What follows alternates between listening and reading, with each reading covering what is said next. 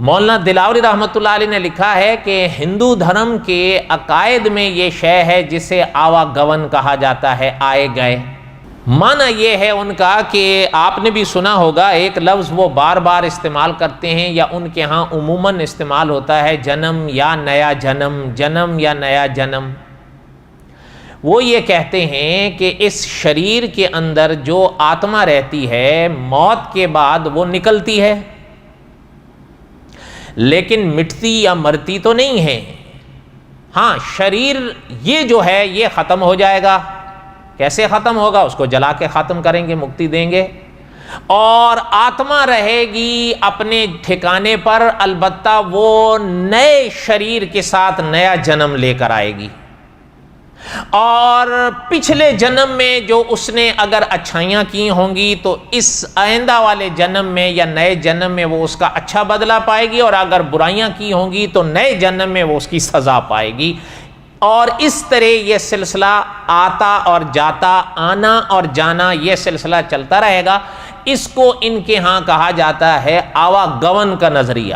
آئے گئے، نیا جنم، پنرجنم، الگ الگ جملوں سے اس کو یہ یاد کرتے ہیں۔ اس کا خلاصہ یہ ہے، اور اگر آپ غور کریں تو دیکھیں ان کے ہاں یہ مانی ہوئی بات ہے، وہ اگر انسان مر جاتا ہے، بڑا ہو یا چھوٹا ہو، چھوٹے سے مراد میری وہ ہے جیسے مثال کے طور پر کوئی آم ہو، جب وہ ان کے ہاں مر جاتا ہے کوئی، اس کو یہ جلا دیتے ہیں، اور جلانے کے بعد اس کی راکھ کو بہا دیتے ہیں،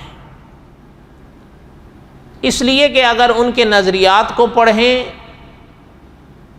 تو وہ یا ان کا ماننا اور کہنا یہ ہے کہ اب وہ پرانی آتما نئے شریر میں آئے گی نا، اب پرانے شریر کی تو ان کو ضرورت ہی نہیں ہے،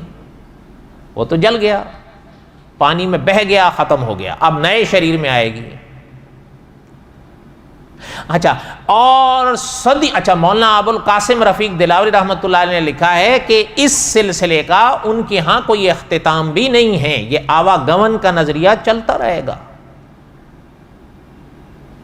اچھا، یہ الگ بات ہوتی ہے کہ جو جزا پا رہا ہے اس کو بھی پتہ نہیں ہے کہ میں کس پنیہ کی جزا پا رہا ہوں، اور جو سزا پا رہا ہے اس کو یہ بھی پتہ نہیں ہوتا کہ میں کس پاپ کی سزا پا رہا ہوں۔ یہ سزا بڑی عجیب ہے،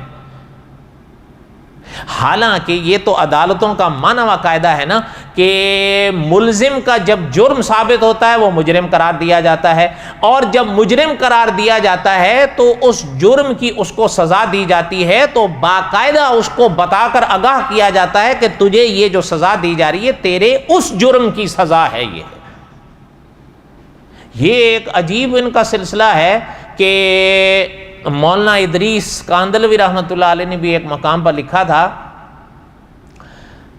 کہ اس دنیا میں انسان آئے 50 سال رہے، 70 سال سہے یا 100 سال رہے، سینکڑوں بار وہ خواب دیکھتا ہے۔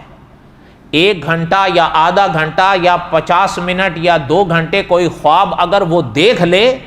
وہ خواب اس کو بھولتا نہیں ہے۔ یہ عجیب شخص ہے کہ پورے 70 سال، 100 سال یا 150 سال اس کائنات میں گزار گیا، اس جیون میں، لیکن اس کو وہ یاد نہیں ہے، اس کو ایک پل بھی یاد نہیں ہوتا۔ تبھی تو وہ اکثر سنائی دیتے رہتے ہیں نا، اگر آپ نے کہیں سنا ہو یا پڑھنے میں یا لکھنے میں بھی کہیں نہ کہیں ان سے یہ سنائی دیتی ہیں کہ پتہ نہیں ہم کس پاپ کی سزا بھگت رہے ہیں، پتہ نہیں میں کس جنم کی سزا، اس لیے کہ ان کو یاد ہی نہیں ہے، لیکن ان کو بتایا اور سکھایا تو یہی گیا ہے نا کہ جو تم اس جنم میں جو سزا پا رہے ہو یہ تمہارے کسی پچھلے جنم کی پاپ تھے، بھلے تمہیں یاد نہ ہو۔ اس لیے مولانا دلاوری رحمۃ اللہ نے لکھا ہے اب یہ 2 نظریے ہیں، ایک یہ ہے